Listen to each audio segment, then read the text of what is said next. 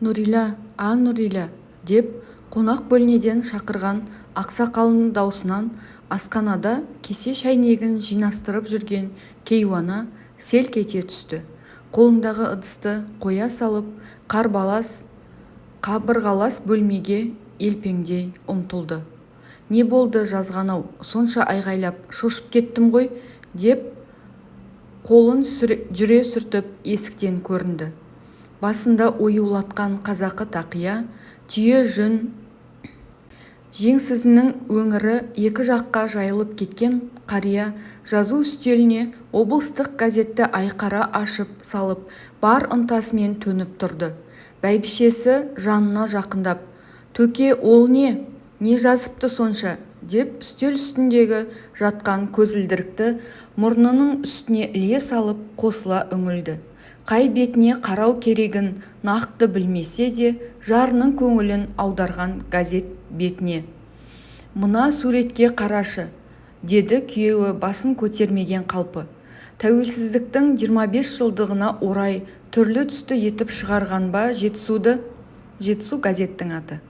«Я, менің саған көрсетіп тұрғаным мына бала ғой, қарашы», деп енді газеттің екінші бетін әйеліне қарай бұрды. «Гимнастка ғой, қандай әдемі», деп Нұрила көзілдірігінің ілмегінен ұстап газетке қадала түсті. «Нұрила, сен жақсылап қарасаңшы, біздің жаниядан аумайды екен», деді енді бәйбішесімен бас түйістіре суретке қайта қарап. «Иә, шынында», деп әйелі енді көзілдірігін көтере түсті. Дөңгелек жүзді, бота көзі, тәмпіштеу танауы, деп төкең термелей бастады. «Шашы да», деді әйелі, кекілінің төгіліп тұрғанына дейін аумайды. «Әй, осы біздің Әлия емес пе?» деген ой келіп тұрмаған, деп бағанадан бері көңілдегісін ақтарып салды. Ері не десе де мақұлдай жөнелетін Нұриланың жүрегі шым ете түссе де, «Қойшай», деп қалды. Өзі қалай қарсы айтқанын да байқамады. Газетті жарының қолынан жұлып алып, терезенің алдына жақындады. Сенбегендей қайта үңілді. Талдықорғандағы жетім балалар үйінен екен. Көркем гимнастикадан облыстық байқаудың жүлдегері көрінеді, деп төкең әйеліне газеттен оқып үлгергенін мәлімдей бастады. «Ләйла Табылдиева дейме?» «Иә, аты Ләйла екен. Жетімдер үйінде жүріп, мынандай жетістікке жеткенін қара. Ақылды қыз болды ғой», деп Нұрила суретке сүйсіне қарап тұр әлі. Кезінде талай талантты шәкірт тәрбиелеген ұлағатты ұстаз мына өнерлі өренге қызыға мұғалімнің көзімен қарап тамсанды. Ерлі-зайыптылар спортшы қызға қарап мәре-сәре болып жатқанда, сырттан кенжетайлары жанияның енгенін де байқамады. «Апа, не болды? Газеттен бастарыңды көтер алмай қалыпсыңдар ғой», дегенде барып бұрылысты. «Әкең Жетісудан, яғни Жетісу деген газет бар емес пе? Бір журналист қызды көріп, саған ұқсатып тұр», деді бейғам ғана анасы. «Саған ұқсатып тұр» дегенде елең еткен қыз жандарына жүгіріп келіп, «Қане, көрсетші», деп газетке ұмтылды. «Міне қарашы, алғашында сен екен деп қалдым», деді әкесі. «Кекіліне дейін саған ұқсайды екен», деді шешесі қызды тіпті қызықтырып. «Берші», деп анасының қолынан газетті ала салып, диванға жайып, үңіліп кетті. «Апа, әке, мынау Әлия емес пе?» деді даусы дірілдей шыққан қыз. Өзінің сыңарын іздеп жүретін баланың жүрегі тарсылдап қоя берді газетке қараған сайын. Әкесі орындықтан атып тұрып, диванға жайылып жатқан Жетісуға қайта үңілді. «Бұл балалар үйінен екен. Болса болар, жоғалып кеткенде мүмкін біреу тауып алып балалар үйіне тапсырған шығар», деп топшылады қызының қолындағы газетке тағы қарап. «Сендер не істеп жатырсыңдар ей?» деді перзентін жоғалтқан ана жүрегі елжіреп суретке қайта үңіліп жатыр. ойбай құлыншағым-ай, кім білсін, биыл 13 жылға кетті ғой із-түссіз жоғалғанына. Мына бала нешеде екен деп жарына қарады. Әдеттегідей бәрін сол біледі дегендей. Әкеліңдер бері, деді. Әке енді тізгінді қайта өз қолына алып. Биыл 10-шы сынып оқушысы көрінеді. 3 жаста жоғалды, содан бері 10 жыл болды. Біздің Әлия да осындай 16-ға толар еді. Айтпақшы, ол екеуміз жастымыз ғой, деп Жания тақылдап есептеп шықты. Мынаны ағаларың мен апаларыңа хабарлап іздеу салалық, деді Нұрила жүрегі алып ұшып. Талдықорғандағы номері 2-ші балалар үйінен депті. Суретті түсірген Советбек Мағзумов дейді. Осы балалар үйіне барып сұрастырайық, деді. Әкенің де көңілі түкпірінен үміт оянып. Үстіндегі түйе жүн жеңсізді бір шешіп бір кейді. Толқып тұрып, Нұрила, Әлиядан айырылып қалған күн есіңде ме, деді бәйбішесіне. Газеттен гимнастка қыздың суретін көргеннен жүрегі елжіреп, жан дүниесі толқып отырып қалған ана жауап беруге асықпады.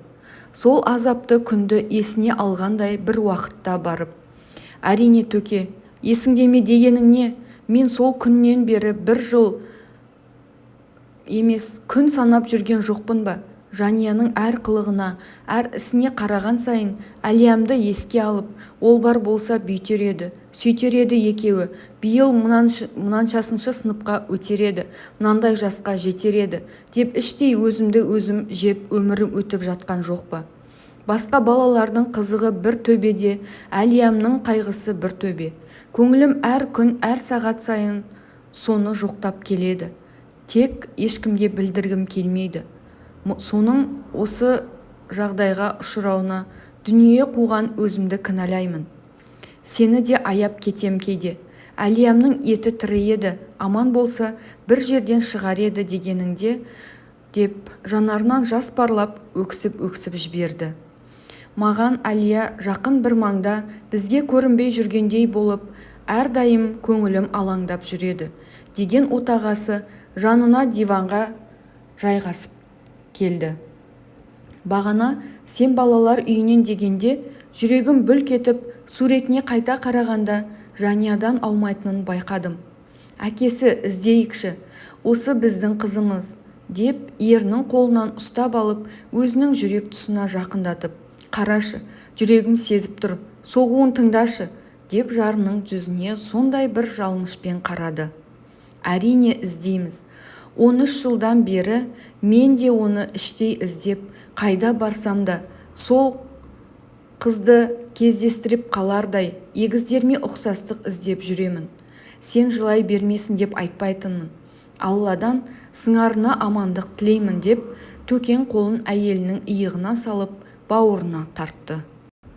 Апа, мен тәтем мен ағама газеттің атын, номерін жазып, суретін WhatsApp-пен жібердім, деп бөлмеге Жания қайта кірді, телефонын қолына ұстап.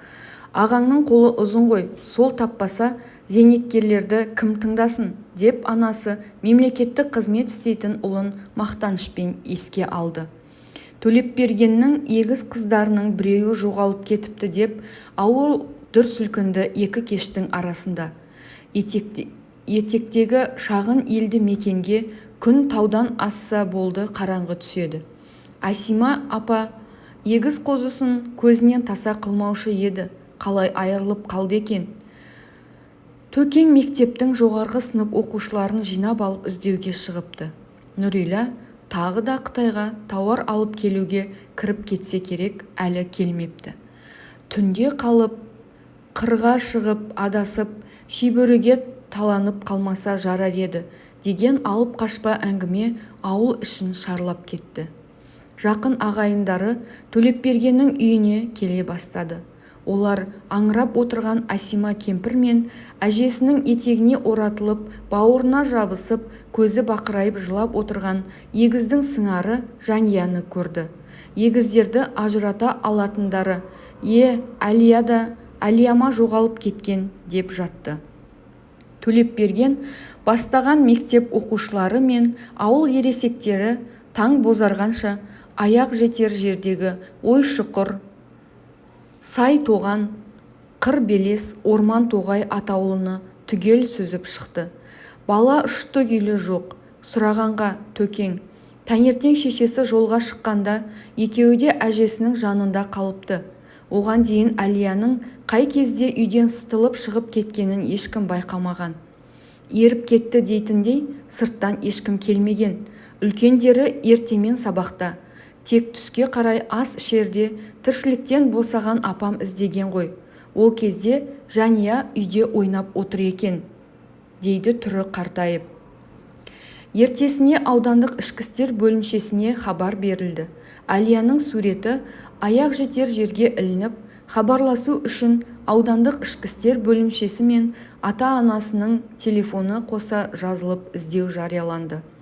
3 күннен соң Қытайдан тауар арқалап жеткен анасы Нұрила Әлиясының ізін де таппай көз жасын көлдетіп қала берді. Сол жоқтан балдырған ізім қайым жоқ болды.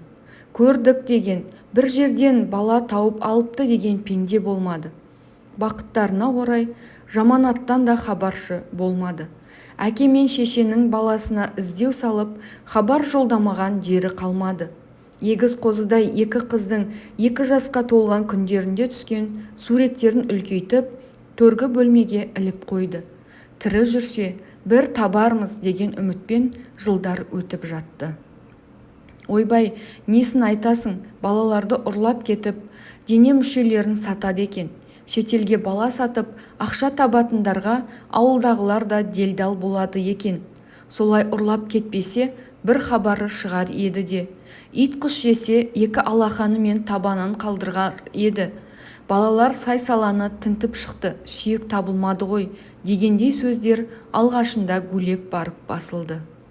Ауылдағылар әрқайсысы өз балаларынан айырылып қалардай болып қорқып, сақтықпен жүрді. Уақыт емші деген рас екен. Жылдар жылжи келе, ел ішінде егіз қыздың жоғалған сыңары жайлы еске алушылар да азайды. Желкілдеп өсіп келе жатқан Жәния ғана сыңарын ұмыттырмайтын. Ата-анасы да, жақын ағайын туыс та, жүрек түкпірлерінде бір жерде жүрау деген үмітпен Жәнияның әр қылығын көрген сайын Әлияны еске алатын. Үмітсіз шайтан деген рас екен ғой.